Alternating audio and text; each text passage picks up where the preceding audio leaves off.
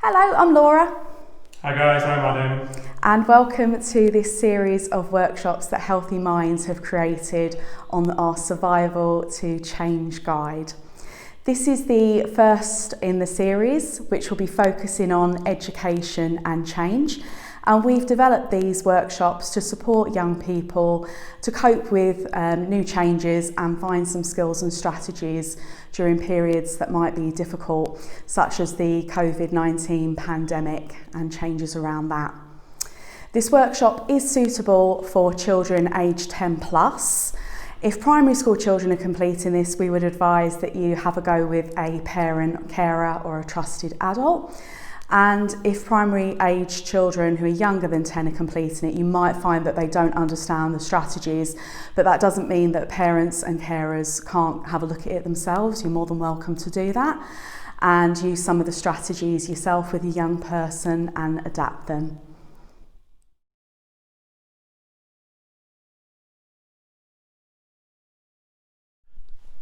Throughout the workshop, we're going to be teaching you lots of new skills and different strategies to help you manage uncertainty and change.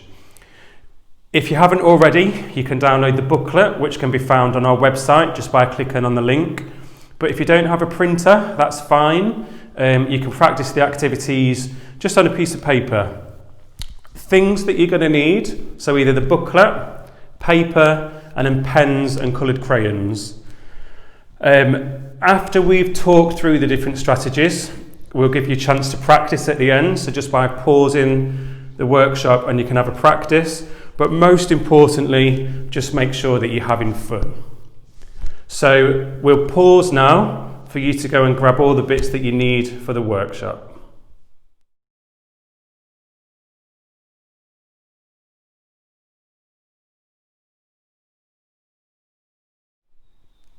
Hello, welcome back. Hopefully you found all the bits that you need for the workshop. I'm now going to talk you through the aims of the workshop. So by the time you completed this, hopefully you will be able to understand how change can impact on us. You'll be able to identify some of your amazing skills and qualities. You'll be able to understand how different people cope with changes sometimes in different ways and what this looks like. And finally, you'll have an understanding of how our thoughts, our physical sensations in our bodies, our behaviours, and how our emotions are all linked. So, if you're ready, we'll get started.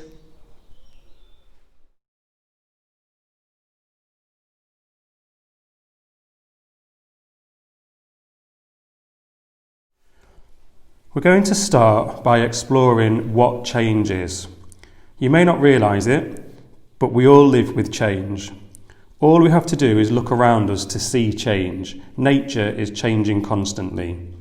If we stop for a while and take notice, we can see some of these changes, like the seasons and how the leaves change on the trees. Changes are happening all the time, and we usually cope with daily changes in our lives. For example, a change in the weather may mean we put on different clothing or change our daily plans.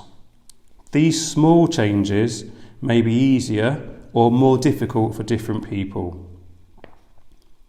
Changes in our lives can be enjoyable and positive. There can be excitement in change, especially if we decide to reach a goal or try something new. For example, you may decide to try a new hobby, or your family may move to a new house closer to your friends. You might look forward to these changes and not need a lot of help coping with them. However, some changes can feel negative.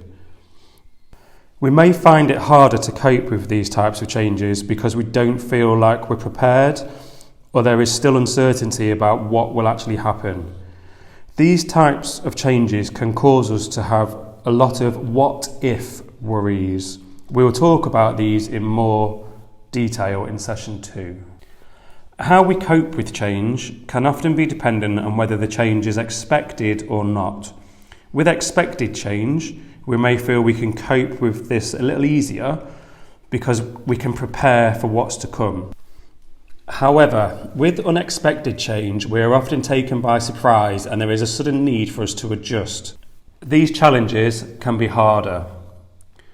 The changes that have come with the coronavirus pandemic for many people were both unexpected and unwanted. These changes have not been within our control, and because of this, many people have become worried due to not knowing what will happen next. It is completely normal to feel this way. Everyone worries at times, and adjusting to something as big as this can be really scary for young people.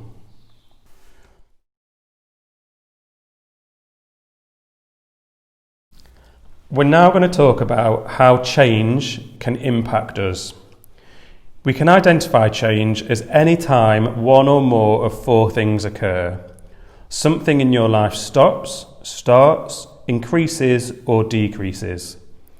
Each of these bring us different challenges in our life, and this can often depend on whether the change was expected or unexpected, as we mentioned earlier.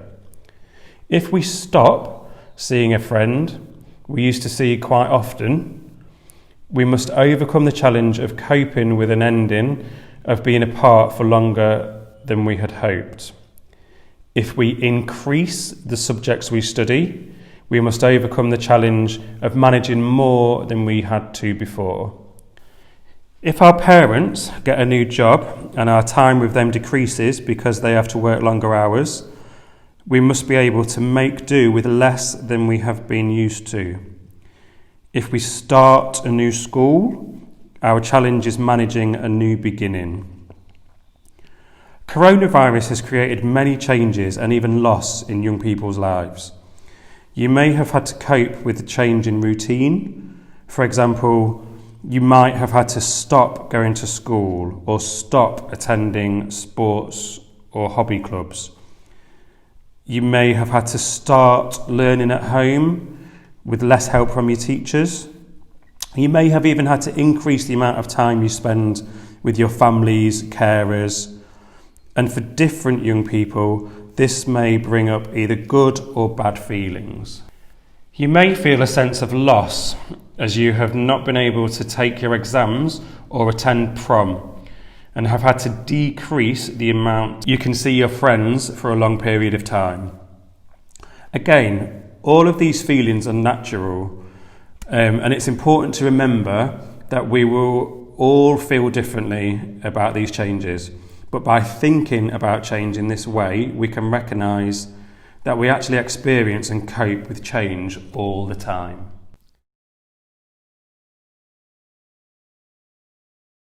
We're now going to have a little think about some of the changes and challenges you might have experienced before. So some of these changes and challenges might have been really big, or they might have been really small, but we all know that we experience them. We might have felt that we can cope with them by ourselves, or we might have needed a little bit of help from others.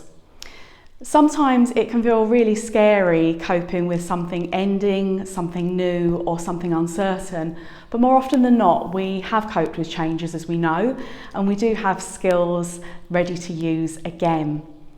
We're now going to ask you to turn to your booklet. In page 4, we've got a little checklist for you of lots of different challenges and changes that you might have overcome.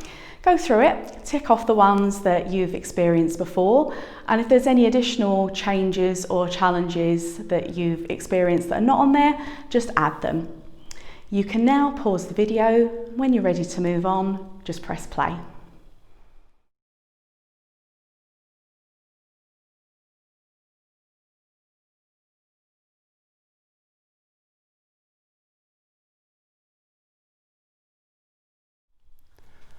Hi guys, welcome back. So, at times we can fall into a habit of thinking negatively about ourselves and comparing ourselves to others. It's important to remember that we are all different and we all have different skills and different strengths. It's also important to remember to be kind to us and to be kind to others.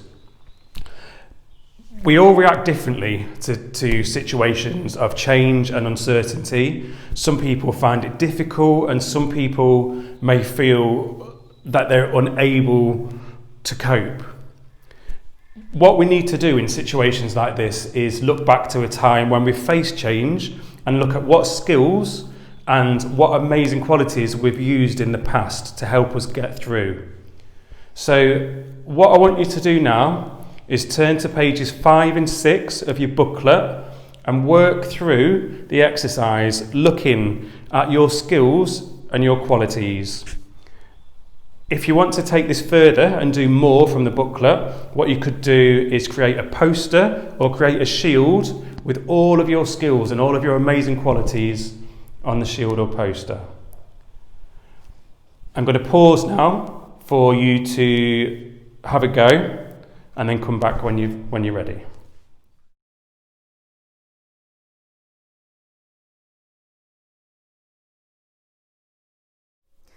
Welcome back.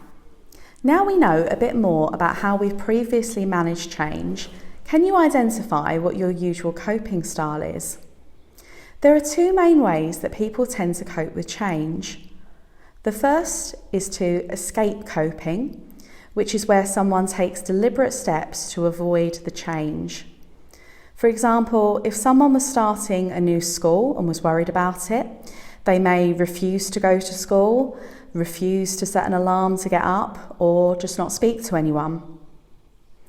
The second way people cope is called control coping. This is where someone takes positive, proactive steps to manage the change. They do this through exploring and managing their feelings, getting support, and being part of the change. People who tend to use control coping methods may take slightly different positive steps to help them cope. They may either take an emotion-focused approach, which just means that they will actively try to think and feel more positively about the change, or they may take a problem-focused approach, where they cope by changing the way they behave or try to find the most positive solution to managing the change. These coping styles link with something called the 5 areas model, which we're going to talk about later on. Most of us may respond to change with a mixture of both styles. As we mentioned earlier, this can often be influenced by the type of change and whether we see it as positive or negative.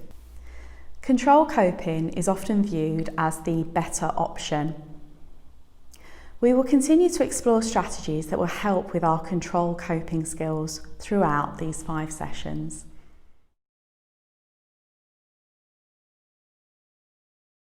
So, what can we control? Often, with change, the emotions that we experience are related to things that are outside our control. Sometimes with big changes, there is not much we can control. However, we can choose how we react to that change. This may be through our attitude, our behaviour, or what we say to others. But it's important to remember that these are things only we can control. The diagram on the slide shows the circles of control. We can use this to explore what we can and cannot control in a situation. If we think about this in the context of the coronavirus, we cannot control the virus itself, but we can take steps to keep ourselves healthy. We cannot control other people's actions, but there are things we can do to protect ourselves. We cannot control the media or the amount of coverage given to the pandemic, but we can control how much we watch or pay attention to it. We can control what the government decides, but we can choose to listen and adhere to the evidence-based advice given. One thing we can control is how we take care of ourselves. This is very important, and we will talk about this more in session 3. For now, we would like you to complete an activity on pages 7 and 8 of your booklet. Think back to the change you overcame, or even the change you are trying to overcome currently, and complete the circles of control diagram. On the page, you will find some points to help you think about what falls into each category. You can now pause the video and complete the activity. When you're ready to move on, just press play.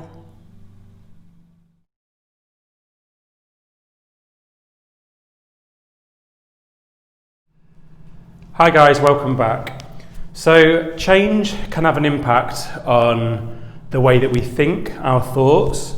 It can have an impact on the way that we feel, so our emotions. It can impact our behaviours, so the things that we do, and then how our body reacts, so our physical sensations. This depends on whether we look at change in a positive or a negative way. We're going to have a look at this in a bit more detail on the next slide.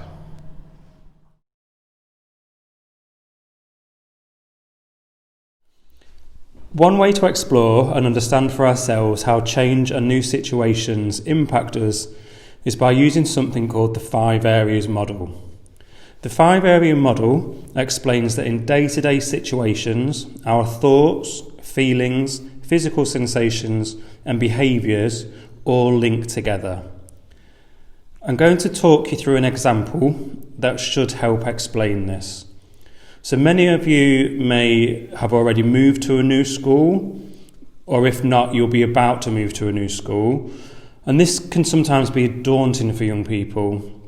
So if my situation is moving to a new school, my thoughts might be, what if I can't make friends? What if I get lost? Or what if I find the work too hard? My emotions might be worried, I might be scared, nervous, upset. I might experience physical sensations in my body, such as I may go tense, my heart would be racing, I might get sweaty palms, my breathing may get faster. All of these could have an impact on how I behave. So I may avoid going to school, I may cry, or I might become quiet when people try to talk to me, and become sort of reserved and unsure what to say. It's important to note that you can feel the same physical sensations for both positive and negative situations. It's how we make sense of these physical sensations that continue the cycle. For example, if we were worried about something and experienced butterflies in our tummy, we might see this as a bad sign. But if we were on a roller coaster, and we loved roller coasters, we might experience butterflies in our tummy and see this as a good sign because we're excited. We now want you to have a go at trying the 5 areas out for yourself. On page 9 of your booklet, we'd like you to think of a time where you may have been anxious or worried about a change. This would be your situation. How did your situation impact on your thoughts, your emotions, and your behaviours? And what were the physical sensations you experienced in your body? Once you complete the 5 areas, think about what skills and strategies you used to be able to cope with this change. You can now pause this video and complete the activity. When you are ready to move on, just press play.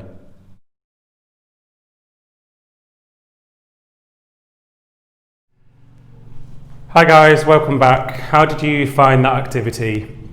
Sometimes it can be quite difficult to separate the different areas, so your emotions, your physical sensations, and we'll hopefully look at that as we go along, and the more that you practice, you'll get used to separating the different areas.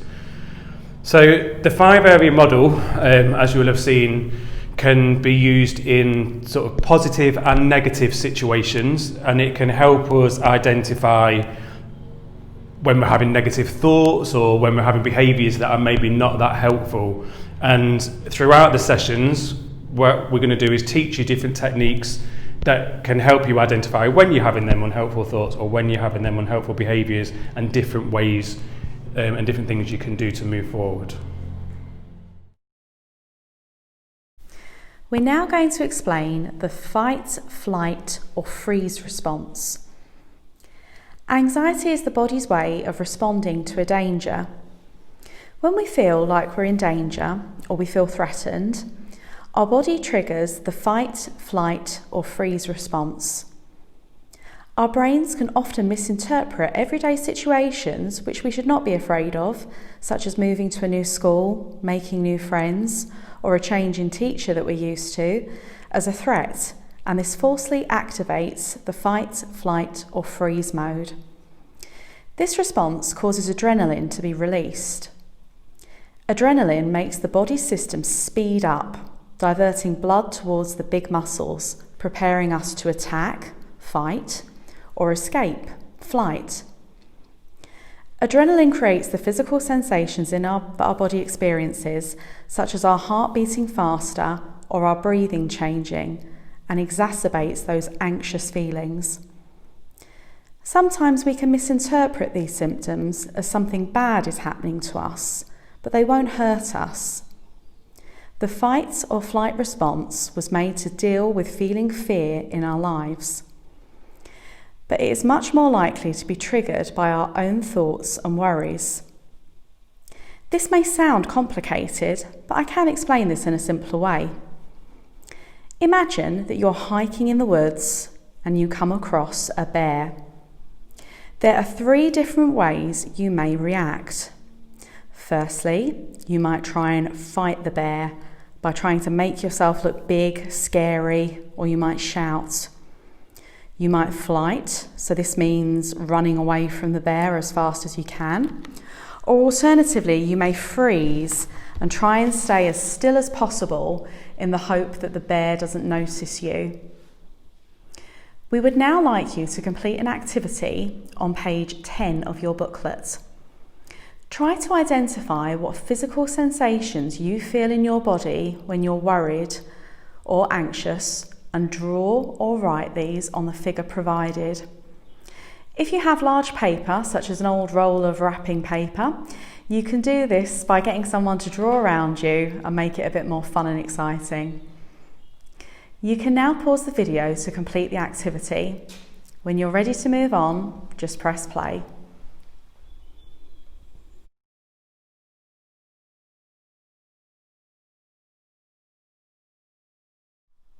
Hi guys, how did you find that activity? What we're going to go through now is just some of the examples of what we may experience, some of the physical sensations we may experience in episodes of sort of anxiety.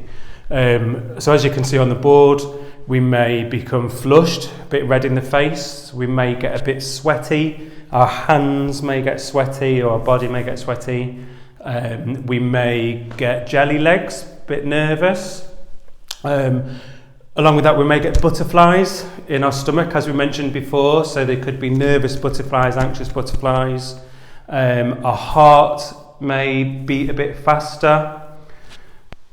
We may get a bit tense. Our muscles may get tense and tight.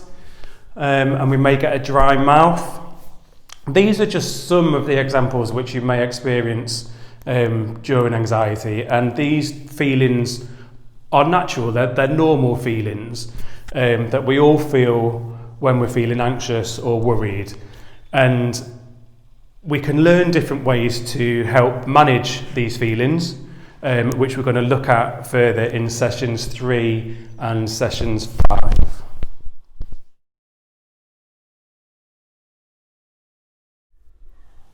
We're now going to talk you through boosting your energy. So when we're feeling okay, we do various activities every day and our energy levels are pretty stable. We do things we have to do, and we also have the energy left over to do other things that we enjoy. Change is inevitable in our lives, and whether this is a planned change or something that we were not expecting, it takes up a lot of our energy. Some changes may take up less energy than others, and this can vary from person to person. A change in routine, such as no longer going to school, may take up a small amount of energy for one person. However, this may take up a lot of energy for another person. Big changes in our lives, such as starting a new school, going to a new home, or a complete change in our routine, can drain our battery and cause us to feel pressured and exhausted. Therefore, it's important for us to maintain our energy levels. We're all going through a big change at the moment, and many of us may feel overwhelmed or lower in mood, so your batteries may be a little drained. It's important to keep your energy levels up to stay happy and healthy. You can do this by taking time to care for yourself and doing things you enjoy. These workshop sessions will talk you through some strategies to help you achieve this and support keeping your energy levels up. We would now like you though to complete an activity on page 11 of your booklet. This will help you identify all the things you can do and the people you can talk to that help you feel happy, healthy and energised. Fill the battery provided with words or drawings of everything you enjoy that boosts your mood. You can now pause the video and complete the activity. Once you're ready to move on, just press play.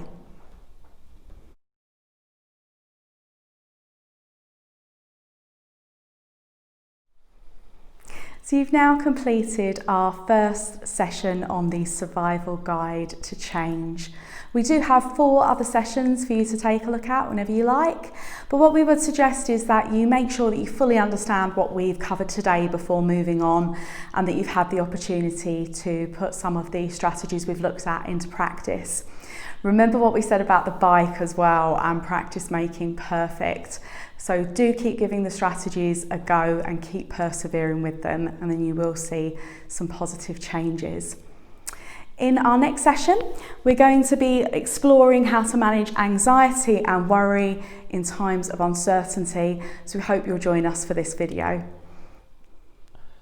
Sometimes we can find it difficult to cope on our own, and that's fine.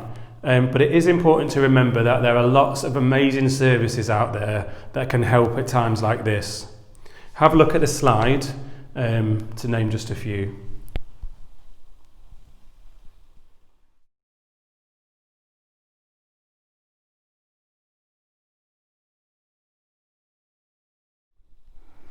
And finally, a big thank you for completing this session.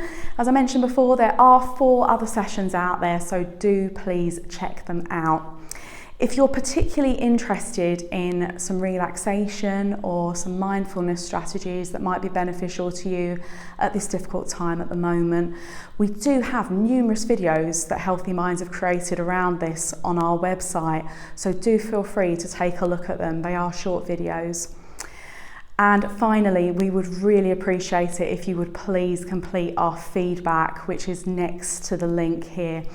It only takes 2 minutes complete, so please do take a look at it. Finally, thank you very much. And good luck.